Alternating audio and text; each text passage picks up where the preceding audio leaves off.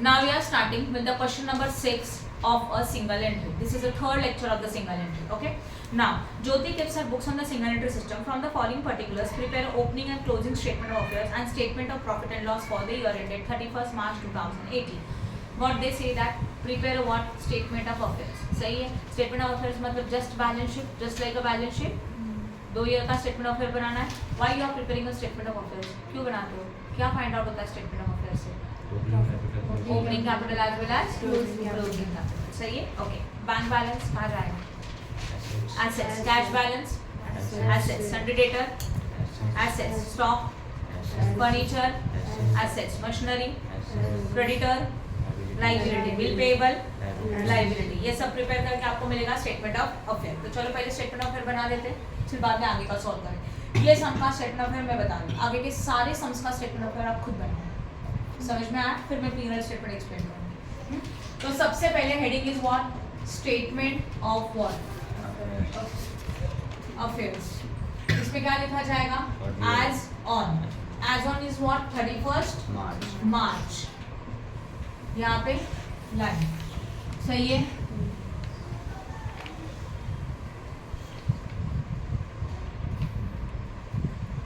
First year as well as second year. बोलो first year कौन सा है? 2017 एज वेल एज 2018. तो यहाँ लिखेंगे 2017 2018. क्या होगा यहाँ पे? Assets as well as what? Liability. Again 2017 and 2018. Right.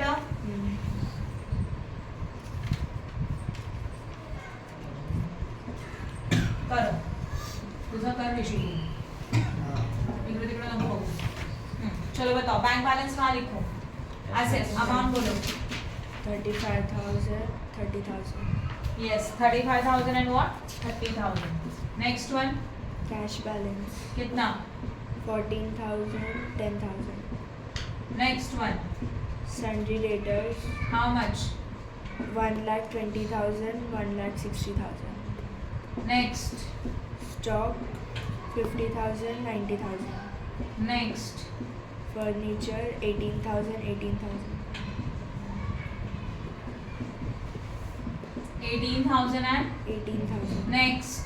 Machinery 90,000, 1,20,000. 90 हाँ and 1 lakh. 20,000. Next. Sundry creditors liabilities Sorry. Sundry creditor कितना? 32,000 और 50,000. 50. हाँ. Next. Bills payable 18,500 और 25,000. Next. बस. खत्म. अब क्लोजिंग करेंगे. चलो फटाफट टोटलिंग करो. एसेट्स का टोटल करो 2017 का पहले. मैं लायबिलिटी का कर रही हूँ. और जो भी टोटल करेंगे आप पेंसिल से ऊपर लिखेंगे. आप एसेट्स का करो.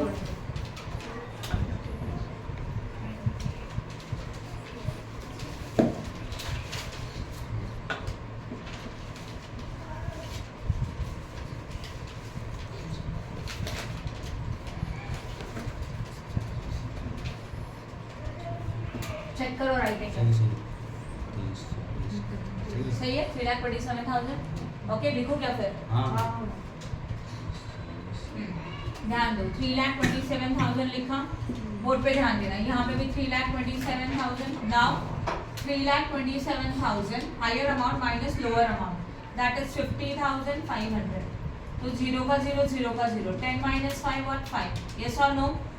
यहाँ पे कितना आएगा? 6. 6 में से 0 गया 6. Again 12. 12 minus 5 7.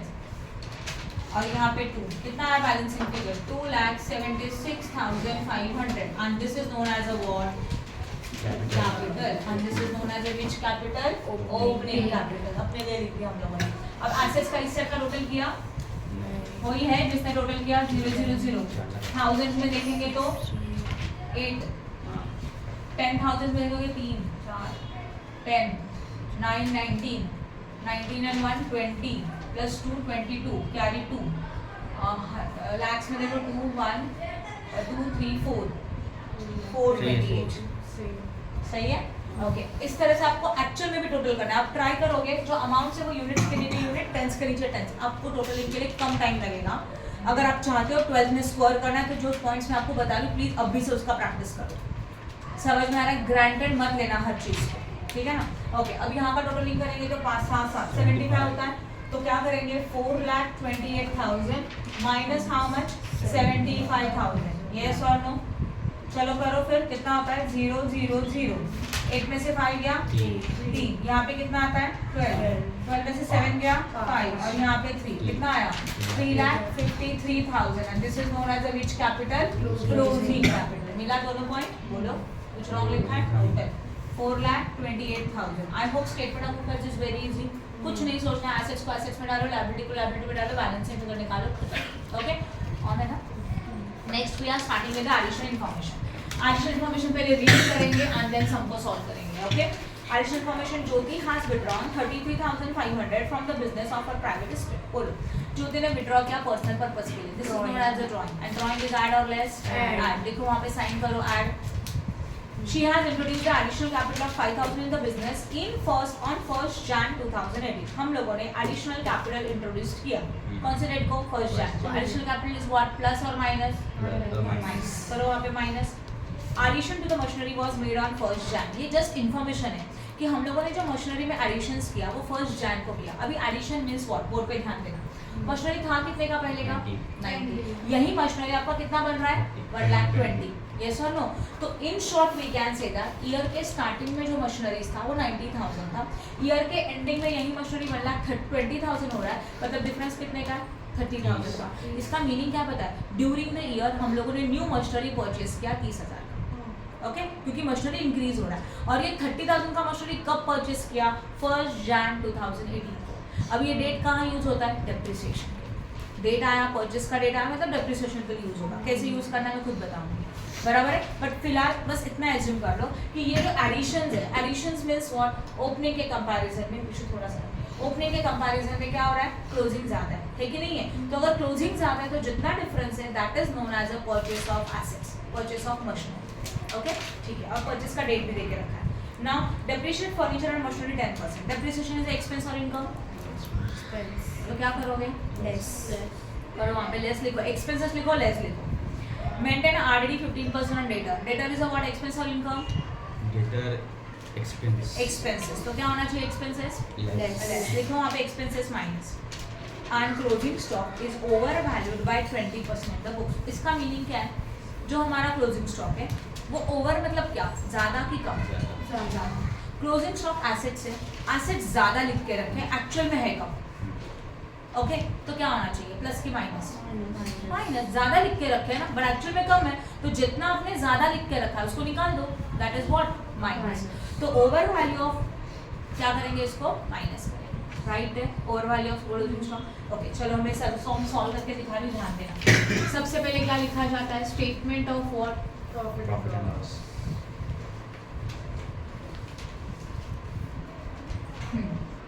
For the 31st March 2018. 2018 इसमें क्लोजिंग ईयर लिखना चाहिए हमेशा।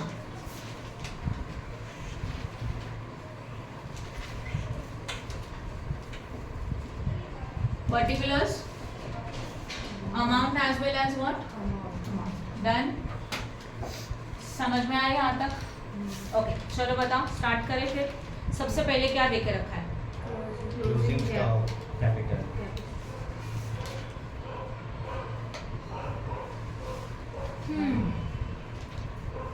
वेट, ओके सबसे पहले लिखेंगे क्लोजिंग कैपिटल। कितना है क्लोजिंग कैपिटल बता? 3,53,000 write down in the outer column. फिर what? Add drawing. Add drawing, सही है। ड्राइंग कितना है बोलो? 33,500. 33,500 पहले इनर में लिखा, एक ही था सिंगल लिखा 33,500 और इनका क्या टोटल? 0 0 5 6 8 एंड 3। हम इसको इनर और आउटर दोनों में क्यों लिखा? दोनों मतलब अगर नहीं लिखे आउटर में लिखेंगे तभी भी चलेगा। मैंने इसलिए लिखा कि अगर ड्राइंग का अमाउंट एक से ज़्यादा रहेगा तो दोनों को इनर में लिख के टोटल आउटर में लिख सकते हो, राइट है। अगर आपने सिंगल अमाउंट है तो डायरेक्टली आउटर में लिखा तभी भी चलेगा, राइट है। आगे ड्राइंग के बाद क्या करते हैं हम लोग, less additional capital. How much is your additional capital now, check करो पॉइंट नंबर 2 में इंट्रोड्यूस एडिशनल कैपिटल 5000, तो 5000 का अमाउंट क्या होने वाला है, लेस, तो करो माइनस प्लीज 3,81,500। इसको क्या बोलते हैं, एडजस्टेड हेडिंग और फॉर्मेट बाहर होना चाहिए, क्लोजिंग व्हाट कैपिटल, डन। अब इसमें क्या होगा वापस से, less what capital, not stock opening capital. How much is your opening capital, बोलो 2,76,500, सही है। करो माइनस प्लीज, करो माइनस,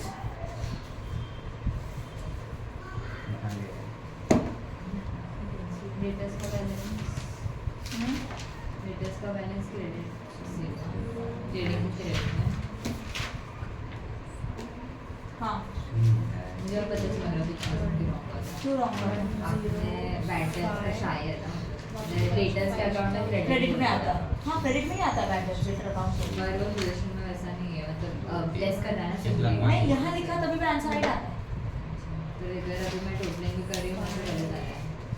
टोटली अलग आया फिर भी लास्ट में trading account PNL account balance sheet tally हो जाएगा, ठीक है। चलो करो इसके हिसाब से करो, बट बैड डेट्स का इफेक्ट राइट है, पर सैलरी डेटर से लेस नहीं होता। तो फिर लेस नहीं करने का, एक बार यहाँ लिखा दो, तो यहाँ लिखा मतलब वो लेस हो गया ना, इसके लिए यहाँ लिखा था, समझा। बताओ चलो 1,05,000 1 lakh what 5,000 and this is known as a what, profit before adjustment profit before adjustment. Now add क्या करते हो, add income है क्या इनकम कुछ नहीं नहीं है, देखो ना हम लोगों ने पूरा सम लिखा, एक भी इनकम नहीं मिला, तो अमाउंट कितना आया 1,05,000। अब क्या आता है लेस expense अब यहाँ ध्यान देना, एक्सपेंसेस में पॉइंट नंबर 1 लाइन में जाएंगे, कौन कौन सा एक्सपेंस है, पहला वाला डेप्रिसिएशन, तो डेप्रिसिएशन ऑन फर्नीचर, ओके पहले फर्नीचर में जाओ, स्टेटमेंट ऑफ अफेयर्स में जाओ, फर्नीचर कितना है 18 और 18 दोनों सेम है, तो कोई प्रॉब्लम नहीं, अलग अलग रहेगा तो एडजस्टमेंट है। तो सीधा 18,000 के ऊपर कितना परसेंट, 10/100 कितना मिलेगा 1,800, ये समझा।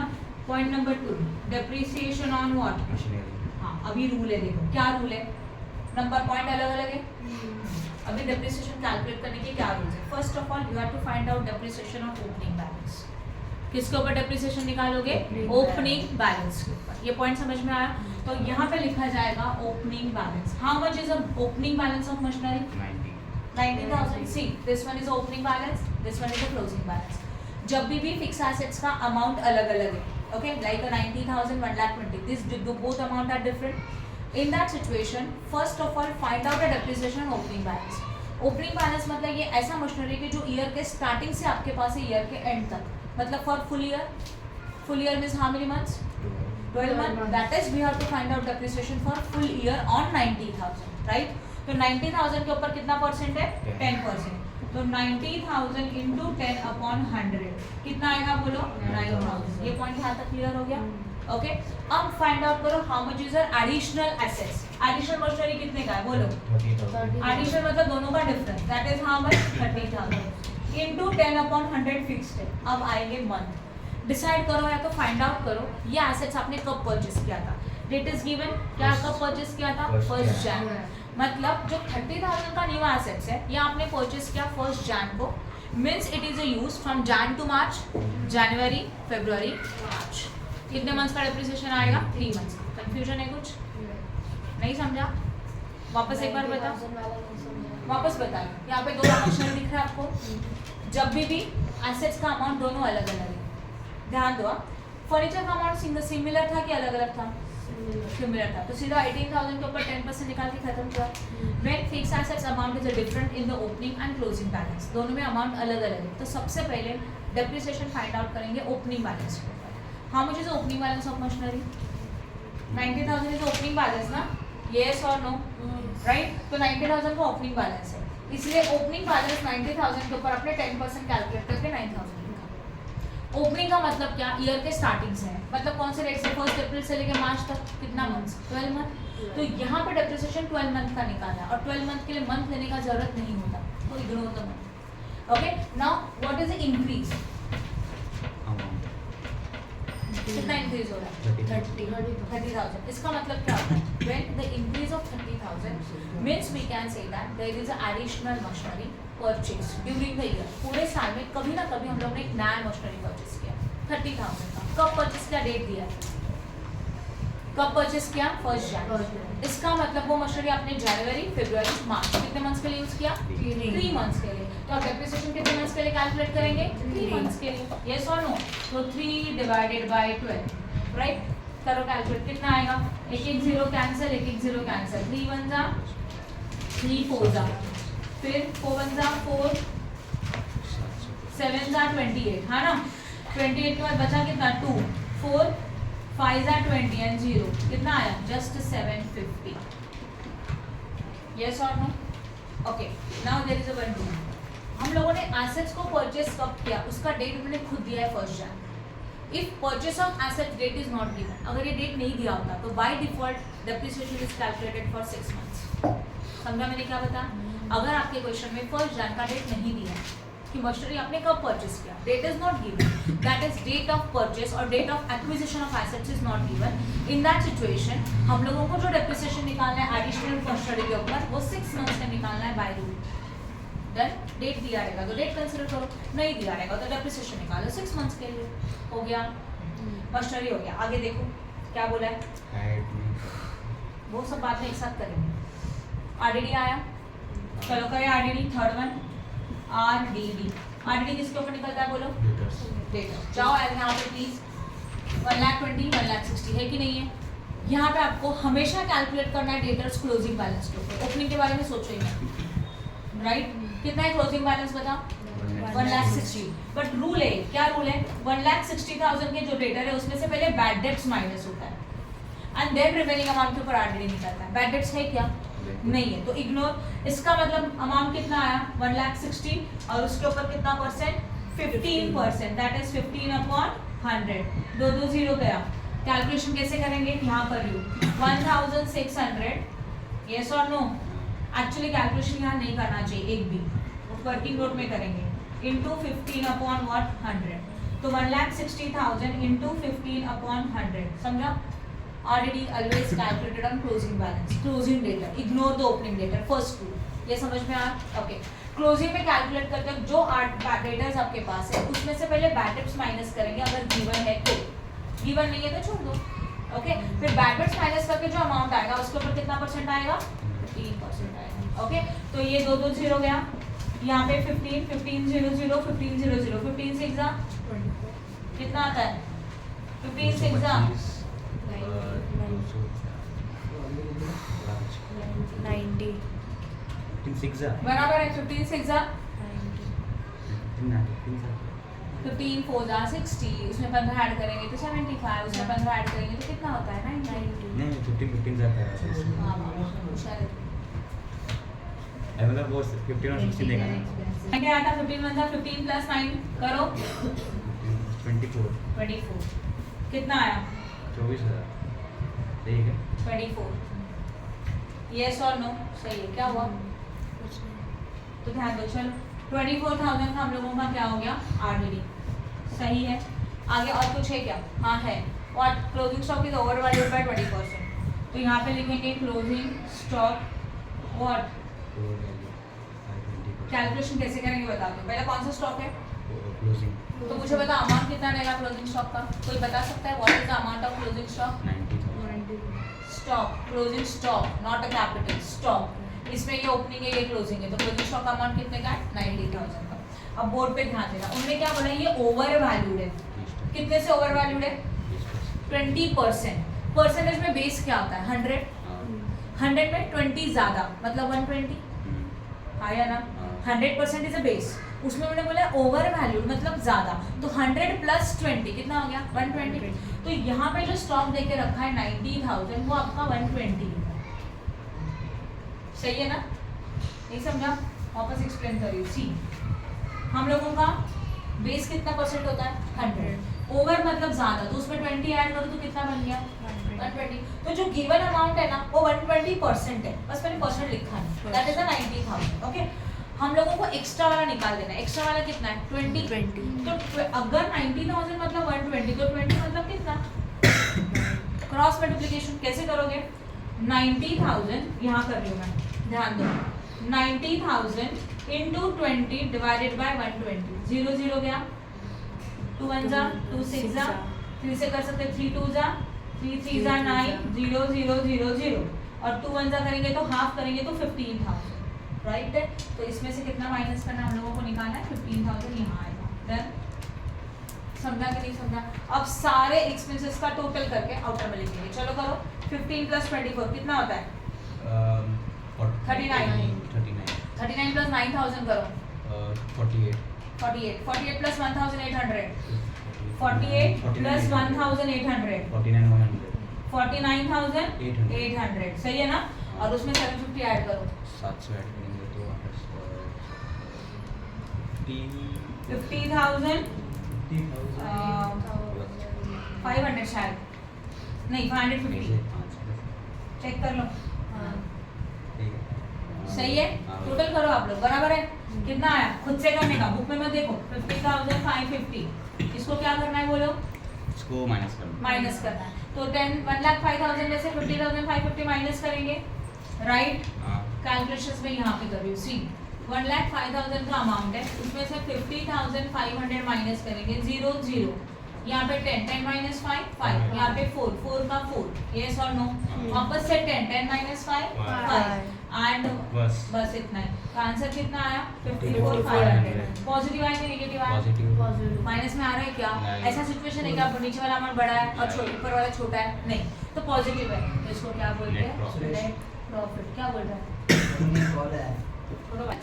समझा कि नहीं समझा? इजी है सम। ओके, फोटो ले लो, पॉज कर दो। Okay, now we are starting with the question number 7 of a single entry. Rohit, a trader, keeps his books on single entry system and his financial position as on 1/4/2018 and 31st March 2019 were as under.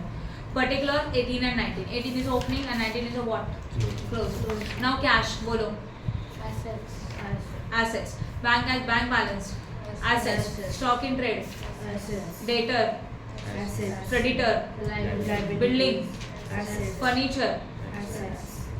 Assets, not liability. Okay, इतना तो clear है। Adjustment बाद में explain करूँगी। इससे आप क्या बना सकते हो? Statement of affair. उससे क्या मिलेगा? Closing capital. डन, ये तो कर सकते हो, ठीक है। तो क्वेश्चन नंबर 7 का स्टेटमेंट ऑफ अफेयर आप खुद बनाओगे। उसके बाद दो पेजेस ब्लैंक छोड़ोगे, एक वर्किंग नोट के लिए और एक एडजस्टमेंट इसके लिए। वो मैं खुद वर्किंग नोट में ये सारे कैलकुलेशंस लिखने के लिए इसमें भी करना पड़ेगा। हाँ, करना पड़ेगा। और इसके लिए एक छोड़ना। समझ में? अगर ये नहीं होता एक पेज पे तो सेकंड पेज पे आ सकता है, क्योंकि थोड़ा लेंदी है ये सब। 7th हो गया। Come to the question number 8. Aditya keeps his books on single entry system and following information is disclosed. Particulars 31st March 2016 and 31st March 2017. Cash and bank, stock in trade. अच्छा, cash and bank, stock in trade, debtors, furniture, creditor, bill payable, investment. कर सकते हो statement of affairs. And then you got what? And closing capital. कर सकते हो, ठीक है, ये भी कर लो। उसके बाद भी 2 पेजेस छोड़ देना। Question number 9। होमवर्क करना है क्या इसमें? क्वेश्चन नंबर 9 अभी सिखाओगे। करना है। दिव्या किप्स, अब भी सॉल्व करना है, ठीक है। Divya keeps her books under the single entry system and the following details are given below. 17 as well as 18. 17 is a what? Opening. And 18 is a what? Closing. Cash in hand, cash at bank, building, plant and machinery, bill receivable, stock, assets, bill payable, Liability. समझा? Stock assets है ना? Bill receivable. Bill receivable रहेगा तो assets, bill payable रहेगा तो liability. समझा? Then debtor, Assets. Creditor, Liability. Done. समझ में आया? कर सकते हो। हर एक क्वेश्चन के बाद कितना पेजेस ब्लैंक छोड़ेंगे? 2 2। तो कल हम लोग बाकी ये सम कंप्लीट करेंगे, बट फिलहाल आप ये बना सकते हो। मैंने एक क्वेश्चन पूरा एक्सप्लेन किया, इसको खुद से सॉल्व करो एंड उसके बाद 3 क्वेश्चंस का स्टेटमेंट ऑफ अफेयर्स बनाना। आज के लिए खत्म, राइट।